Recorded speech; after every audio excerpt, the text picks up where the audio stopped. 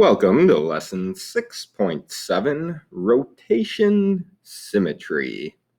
So we've already looked at the idea of lines of symmetry and basic symmetric polygons.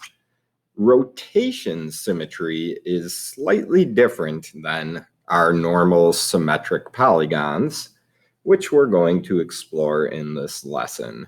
So what you want to keep in mind as we go through this lesson is that certain polygons have rotation symmetry, but not all polygons have rotation symmetry.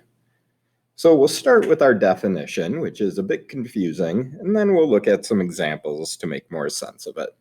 So the definition of rotation symmetric and center of symmetry. It says a plane figure F, so F just stands for our figure, is a rotation symmetric figure if and only if there is a rotation represented by capital R with a magnitude between 0 and 360 such that the rotation of the figure F results in the same exact orientation and look of the figure. And in that case, the center of our rotation is also what we would call the center of symmetry for that figure. So let's look at example 1 to help us understand that definition of rotation, symmetric, and center of symmetry. So if we're looking at example 1 here, it says, suppose the block shown below will fit directly into the slot. What is the smallest magnitude of rotation that would allow for the block to fit in the slot again? So in this case, if we're looking at this figure here, it's a 3D pentagon, and we have this space that it's going into. This figure could fit into the opening 5 different ways. We could have this vertex at top, this one, this one, this one, or that one. So what we would refer to this figure as having is 5-fold symmetry, and more specifically, 5-fold rotation symmetry. So that means there's 5 different ways we could rotate this figure to make it fit in this opening. And if we're trying to figure out the magnitude of that rotation, we know a full circle rotation, to get it back to where it is 360 degrees. We'd divide that by the 5 different ways, and we would know that the rotation minimum magnitude would be 72 degrees. So that gives us our first equation related to n-fold symmetry, or n-fold rotation symmetry, which states when the smallest magnitude of rotation that will map itself is m, and m would equal 360 divided by whatever our number is for fold symmetry. So example 2 here should help you better understand all these pieces and put them into place. So if we're looking at figure A here, this figure has 3-fold symmetry. There's 3 different ways that we could orient this to make it look the same as this original image. So I could spin it so that the 2 is now where the 1 is, the 1's where the 3, and the 3 where the 2. Spin it again, so then the 3 would be where the 1 is, and then spin it one last time to get it back to this orientation. So we would have 3-fold rotation symmetry, which means the n here would be 3. So now to figure out our smallest magnitude of rotation, we would just do 360 divided by the 3, and we end up with 120 degrees for that magnitude. So every 120 degrees, this figure would be back to its original orientation and look. In B, we have a bolded letter Z, which has 2-fold symmetry. It's original, and if we would spin it 180 degrees, it would look exactly like itself. So 2-fold symmetry means n would equal 2. So our smallest magnitude of rotation, 360 divided by 2, is 180 degrees. C here is rotation symmetric. It has 10 different ways that it could be oriented to look exactly the same. So it has 10-fold symmetry. So n equals 10. 360 divided by 10 gives us that magnitude of 36 degrees to rotate it to make sure that it is rotation symmetric. And then in D, we have our square here, which would have 4-fold symmetry, meaning n is 4, so 360 divided by 4 gives us that rotation magnitude of 90 degrees. So before we move on to the example 3, let's go back to this original definition and start to make sense of it.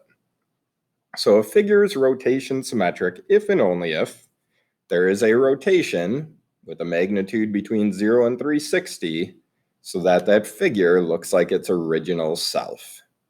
And then the center of the rotation is the center of symmetry for that figure.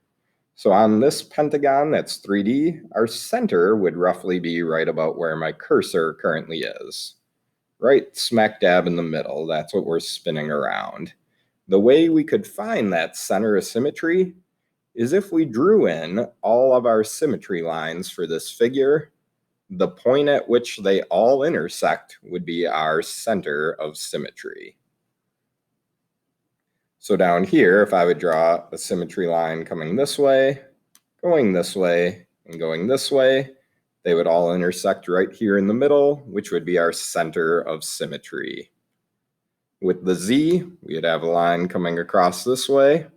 So our center of symmetry would be right about here in the middle of the Z. With this figure, the center of symmetry would be smack dab in the middle here. And with the square, it would be right about here, again in the middle of the square. So that point we're spinning around is our center of symmetry for that figure. Now example 3. Example 3 says, suppose a figure represented by F has two symmetry lines, M and N, that intersect at a single point. Does it have to be true that figure F also is rotation symmetric or has rotation symmetry?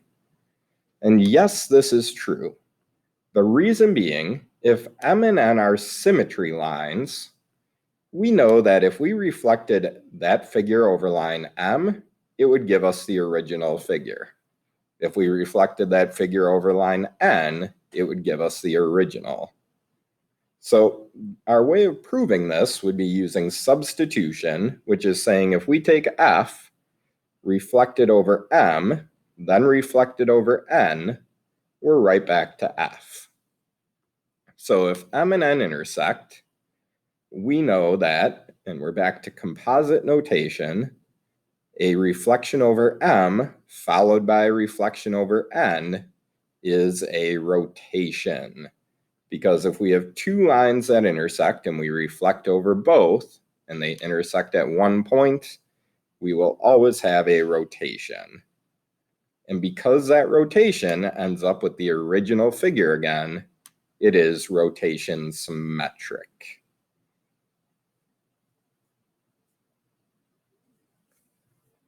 And you'll see example 3 gets simplified at the bottom of our notes in a single theorem. And our last example to look at is example 4 that says a design is created by rotating a figure 45 degrees until a rotation symmetric figure is formed. Describe the design's rotation symmetry. So in this case, we're trying to figure out the rotation symmetry, meaning n, the number of folds, and we were given m, which was our magnitude of 45 degrees. So we're still going to use that equation, m equals 360 divided by n, but in this case, we are solving for n. So we have 45 equals 360 divided by n. So what we'd have to do is multiply both sides by n and divide by 45. So 360 divided by 45 gives us 8. So that figure that they were creating by doing 45-degree rotations would have 8-fold symmetry. So then our last theorem is the one that relates back to example 3 here. And it says, if a figure possesses two lines of symmetry that intersect at point P, then that figure is rotation symmetric always, and the center of symmetry is where those two lines intersect at point P. So again, if any figure has two lines of symmetry and they intersect at a single point, then that figure is rotation symmetric, and that point where they cross is our center of symmetry for that figure. But the whole idea of rotation symmetry goes back to example 1 here. If you think about an original orientation, how many different ways can we fit that figure into that space or make it look like the original? So again, rotation symmetry, slightly different than our normal lines of symmetry and reflective symmetry, and it applies to some polygons, but not all.